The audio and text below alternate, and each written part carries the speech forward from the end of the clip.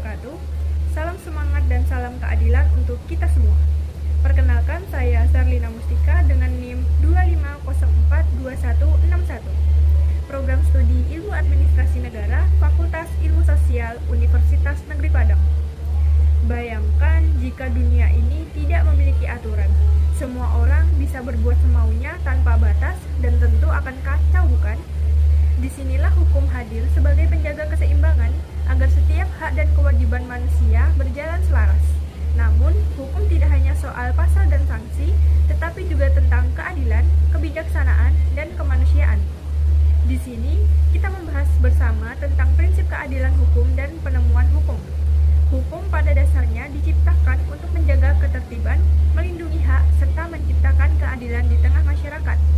Prinsip keadilan hukum berarti setiap aturan dan penerapannya harus menempatkan manusia pada posisi yang sama di hadapan hukum, tanpa membeda-bedakan status sosial, ekonomi, atau jabatan. Keadilan menjadi nilai utama dalam setiap proses hukum karena tanpa keadilan, hukum hanya akan menjadi alat kekuasaan semata. Dalam praktiknya, hukum tidak selalu bisa menjawab semua persoalan yang muncul di masyarakat karena perubahan zaman, teknologi, dan budaya terus berkembang. Disinilah pentingnya penemuan hukum, yaitu proses di mana hakim atau penegakan hukum mencari dan menafsirkan aturan agar sesuai dengan kondisi nyata dan rasa keadilan masyarakat. Di sini kita akan membahas yang pertama, yaitu tujuan hukum. Tujuan utama hukum adalah untuk mewujudkan keadilan, kepastian, dan kemanfaatan. Keadilan berarti setiap orang mendapatkan hak secara layak dan tidak dirugikan. Kepastian hukum memberikan jaminan bahwa aturan berlaku secara jelas dan dapat diprediksi sehingga masyarakat tahu mana yang boleh dan mana yang dilarang. Kemanfaatan berarti hukum membawa manfaat bagi masyarakat, bukan justru menimbulkan kerugian atau ketidaknyamanan. Dengan demikian, hukum yang baik adalah hukum yang tidak hanya tegas secara aturannya, tetapi juga adil dan bermanfaat bagi semua pihak. Yang kedua, mazhab hukum. Mazhab hukum adalah pandangan atau aliran pemikiran yang menjelaskan bagaimana hukum seharusnya dipahami dan dijalankan. Ada beberapa mazhab hukum penting, yaitu mazhab positivisme hukum menekankan bahwa hukum adalah peraturan yang dibuat oleh penguasa dan tertulis dalam undang-undang. Keadilan diukur berdasarkan ketaatan terhadap hukum positif. Mazhab hukum alam berpendapat bahwa hukum harus bersumber dari nilai moral dan akal sehat manusia. Hukum yang tidak adil bukanlah hukum yang sejati. Mazhab hukum realisme hukum menilai bahwa hukum harus dilihat dari bagaimana ia dijalankan dalam praktik, bukan hanya dari teks undang-undang.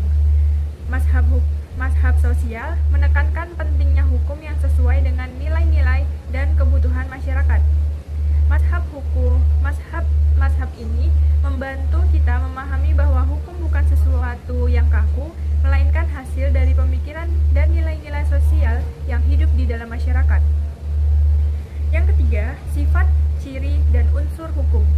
Hukum memiliki sifat mengatur dan memaksa. Artinya, hukum tidak hanya memberikan pedoman tentang apa yang boleh atau tidak boleh dilakukan, tetapi juga memaksa agar aturan itu dipatuhi melalui ancaman sanksi bagi pelanggar. Ciri-ciri hukum antara lain umum dan mengikat, berlaku untuk semua orang, dibuat oleh lembaga yang berwenang seperti DPR dan pemerintah, memiliki sanksi tegas untuk menegakkan kepatuhan. Unsur-unsur hukum meliputi adanya peraturan atau norma hukum, sanksi bagi yang melanggar, tujuan hukum atau keadilan, kepastian, kemanfaatan, dan lembaga pelaksanaan hukum seperti polisi, jaksa, dan hakim.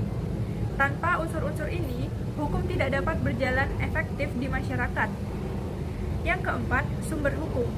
Sumber hukum adalah segala hal yang menjadi dasar dan landasan lahirnya aturan hukum.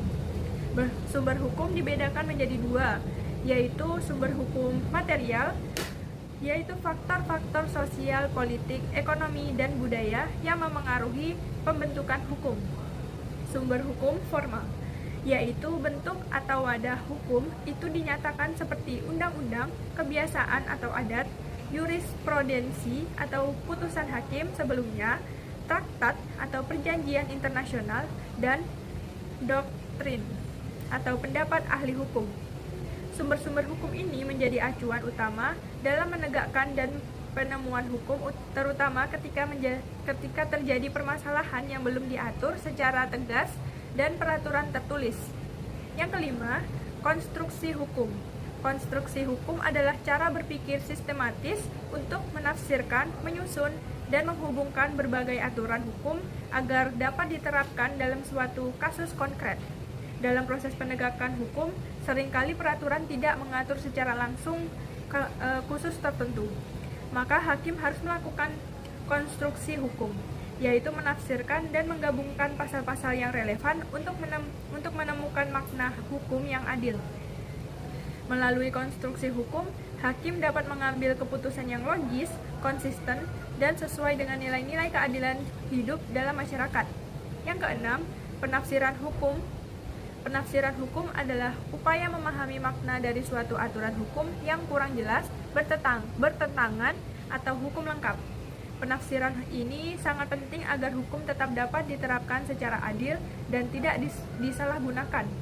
Ada beberapa jenis penafsiran hukum, antara lain penafsiran gramatikal, yaitu berdasarkan arti bahasa dari kata-kata dalam undang-undang.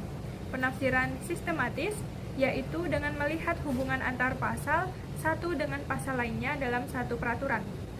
Penafsiran historis, yaitu menelusuri sejarah pembentukan undang-undang untuk memahami maksud pembuatnya. Penafsiran teologis, yaitu berdasarkan tujuan sosial dan nilai keadilan yang ingin dicapai dari hukum tersebut. Penafsiran ekstensif atau restriktif, yaitu memperluas atau mempersempit makna atau suatu aturan agar sesuai dengan konteks masalahnya.